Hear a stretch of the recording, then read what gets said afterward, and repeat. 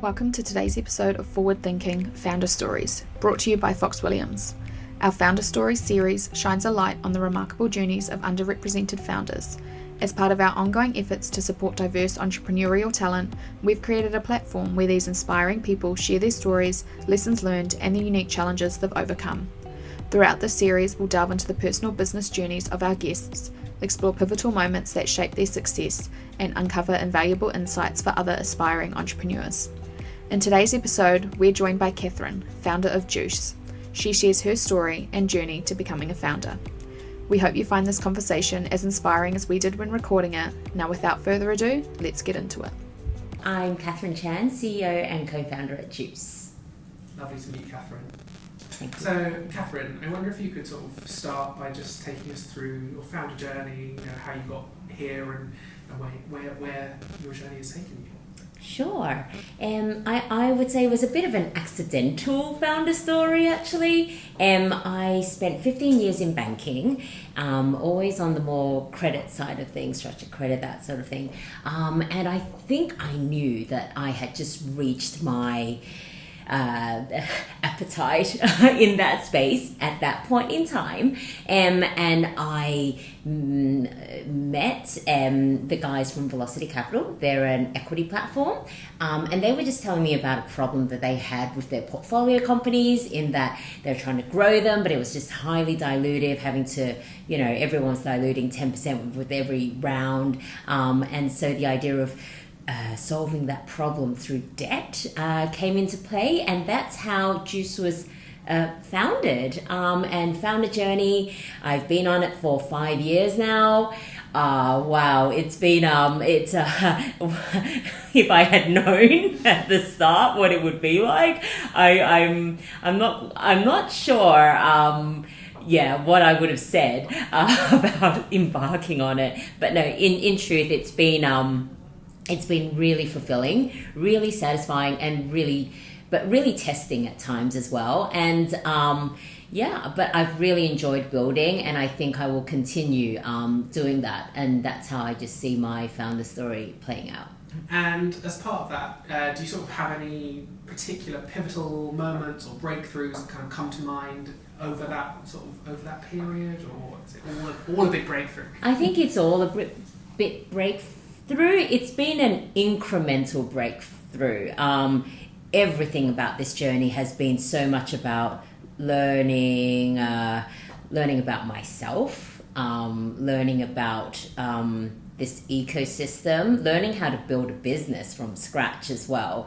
And so I don't think I've had any kind of like big drama Hollywood moments. It has been with every passing day, I'm discovering another new thing about the business, like how to build it. I'm discovering another capability that I didn't know that I had. And I think that's what has made it so fulfilling, but at the same time really challenging.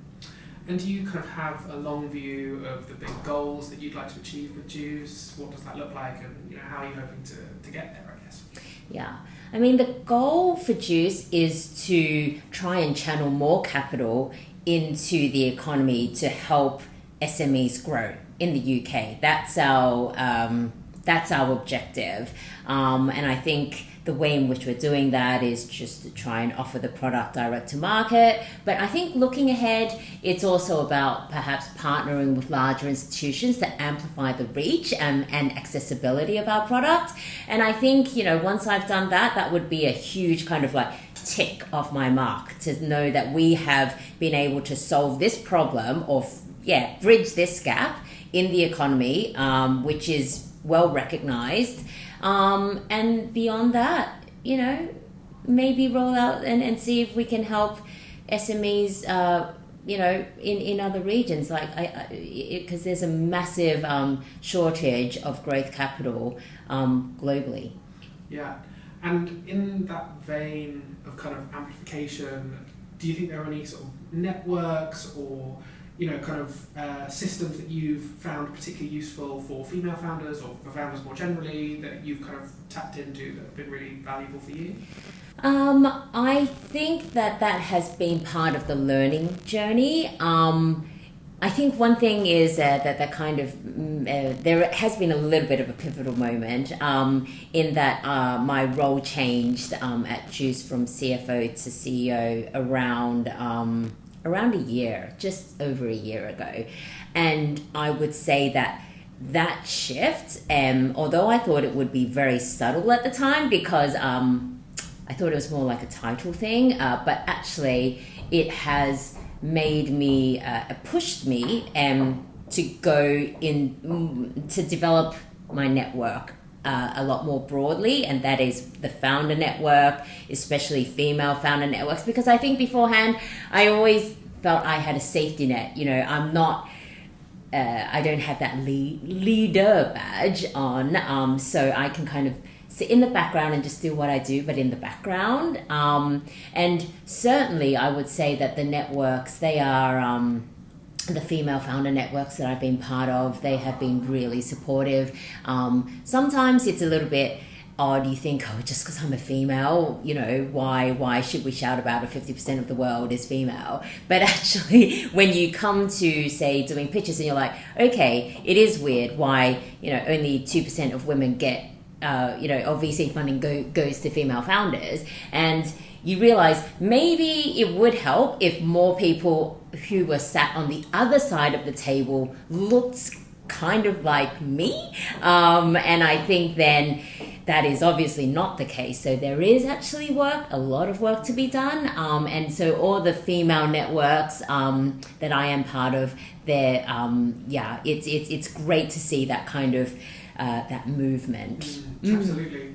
And so, is it fair to say, is imposter syndrome sort of something that resonates with you, or do you have any kind of relationship with imposter syndrome?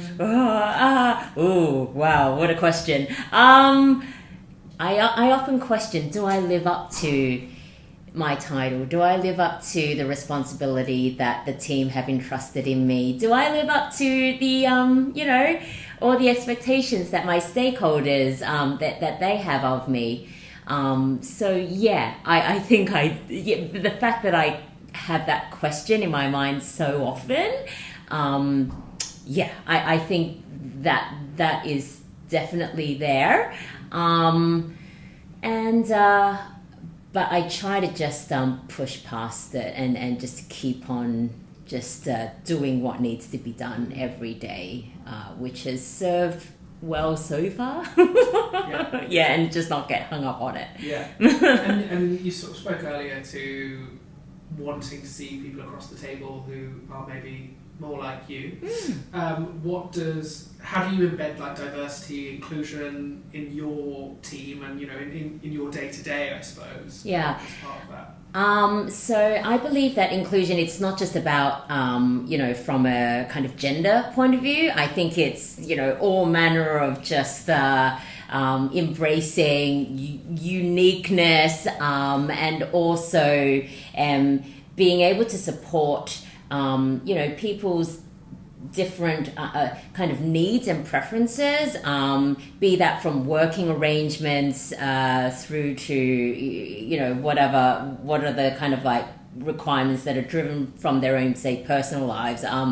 But we do, like at Juice, we are very flexible in our working arrangements. We don't have a mandatory, you must come into the office. Like, I think we do like to see people in the office, a couple of times a week, but that's more just because we're a small team, you're a young team, you're still forming your values and your team culture, right? So it's really important for bonding.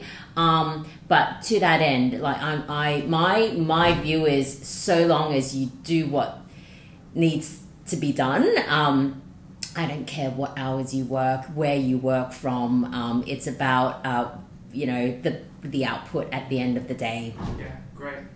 And sort of just to round us out, I suppose, do you have any sort of fantastic advice that you've been given over the years, or any advice that you possibly don't think was particularly helpful, and how's that kind of informed your journey? I would say not so much advice that has been unhelpful, but I think maybe it would have been good for me to maybe realize how to realize my own value earlier on. That would have been helpful. Sometimes to take my head out of the kind of the details and actually look back and maybe celebrate and enjoy for a moment, and then use that to re-energize and restore. And I think it was about, I think, recognizing value and self-belief as well, believing in myself more. Yeah, fantastic. If you're interested in learning more about our upcoming underrepresented female founder events or how you can get involved in this network, please be sure to check out the episode notes for further details.